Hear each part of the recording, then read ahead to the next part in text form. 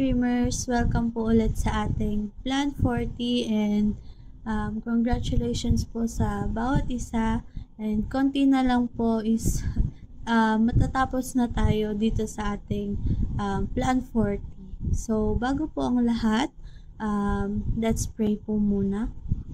Yes, Lord God, we thank you for today, Panginoon. Sa word po na ma-share ngayong araw, Lord God, nawa may matutunan po ang bawat isang makikinig, Lord God, at maisabuhay po nila ito.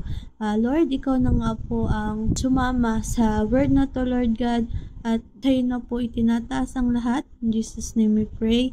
Amen. So, ang isi-share ko po ngayong araw na to is 2 Peter chapter 3 verse 9. Sabi po dito, "The Lord is not slow in keeping His promise, as some understand slowness. Instead, He is patient with you, not wanting anyone to perish, but everyone to come to repentance." So, sa Tagalog naman po, sabi, ang Panginoon ay hindi nagpapabaya sa kanyang pangako, gaya ng inakala ng ilan.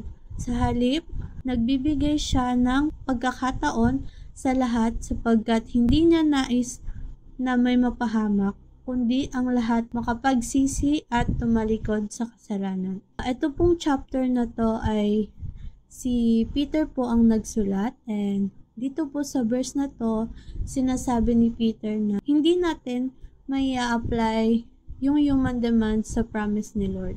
Kasi nung time na to, madaming false teachers na nagsasabing hindi pa naman daw darating si Lord, or yung sinasabi na second coming ni Jesus, at parang sinasabi na wag madaliin yung buhay. Kumbaga sinasabi na take your time, or wala namang magiging accountability sa mga actions nila nung time na to. Kaya nasulat po to ni Peter para balaan lahat ng believers. So, para sa akin po, sinasabi sa verse na to na si Lord po, hindi siya mabagal sa pagtupad sa promise niya. Kasi si Lord lang nakakaalam kung kailan, at hindi din siya nahuhuli. Pero si Lord, tinutupad niya yung bawat pangako niya. Meron siyang perfect timing para sa lahat ng bagay. So, sa mga pinagpe-pray natin, hindi man ibigay ni Lord ngayon, dapat matuto tayong maghintay at mag-trust sa Lord. And dito, ina-emphasize na si Lord, hindi siya mabagal sa pag-fulfill ng promise. Kasi, binibigyan niya pa ng time and opportunity tayong mga anak niya and yung mga tao to repent para maligtas. Siyempre, hindi lang po tayo, pati yung mga mahal natin. Bago pa man dumating yung judgment. So, kaya, para sa akin, kung may ginagawa tayo para sa Lord ngayon, mas ipagpatuloy pa natin. And yung delay ni Lord sa buhay natin is an act of mercy sa ating mga tao and not negligence. Kasi yung panahon ni Lord, iba sa panahon nating mga tao. Sabi nga po sa verse 8, "With the Lord, a day is like 1,000 years, and 1,000 years are like a day."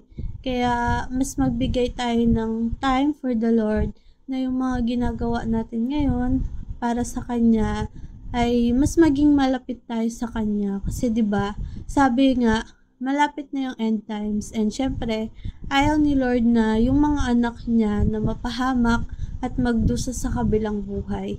Syempre, gusto ni Lord na maligtas tayong lahat. Pero sabi nga sa Bible, hindi lahat ng tao maliligtas. Kaya, pag-isipan natin lahat ng gagawin natin at mas mag-trust tayo sa Lord. Katulad dito sa Plan 40, may mga pinagpipray tayo ng mga tao na gusto nating ma-invite, tulad ng family natin and friends. Pero in God's perfect time, mangyayari din yun. Basta mag-trust tayo sa Lord, magkaroon tayo ng patience, at huwag tayong sumuko at panghinaan ng loob. So, ayun lang po. Let's pray. Yes, Lord God, we thank you for today, and for your word, Lord. Nawa, Panginoon, may natutunan po ang bawat isa at may apply po ito sa aming mga buhay. And Lord, tulungan mo po kami, give us a heart na talagang susunod sa iyo. Tulungan mo po kami magkaroon ng patience and understanding and knowledge, Lord God. Bigyan mo po din kami, Lord God, ng strength para magawa po namin lahat ng para sa iyo, Panginoon. And nang sa ganun, Lord God, magawa namin yung gusto mo para sa amin, Lord God. Tinataas na po namin sa iyo lahat. In Jesus' name, Amen.